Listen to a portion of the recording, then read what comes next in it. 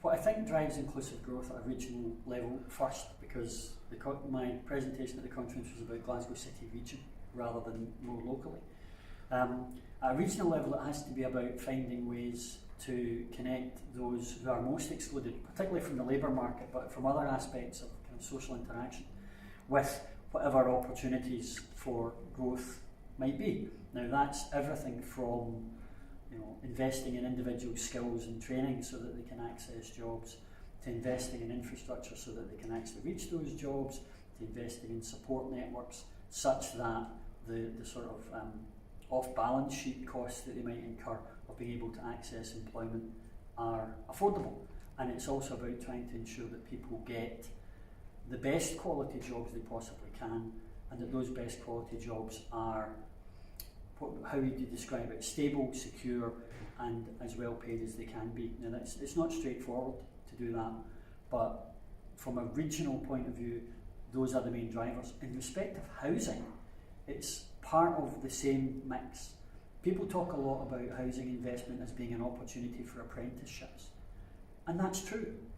But what they miss in that is that the provision of a house is actually a multi-generational asset.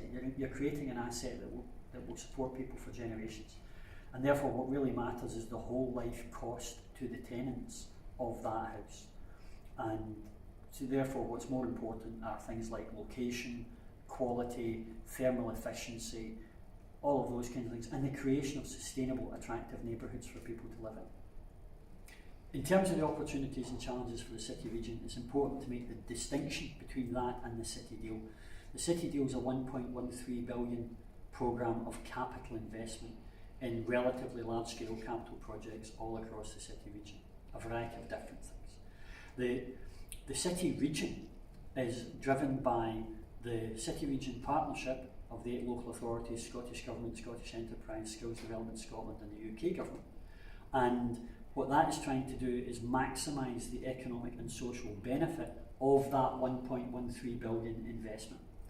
And what we're trying to do there, therefore, is understand how the regional economy functions, how the regional labour market, housing market, a variety of other things function across the region, and identify where we can make further investment or make changes to other policies to try and maximise the impact of the 1.13 billion.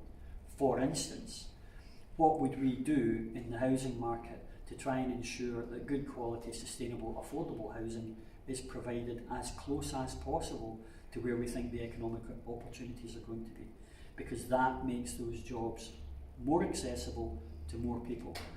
The other point that I made, and I think is very important to make, is that brownfield, vacant and derelict land is pivotal in this, because the Glasgow City Region has something like about 40% of Scotland's vacant and derelict land, and a very significant percentage of that is in or very close to areas of deprivation.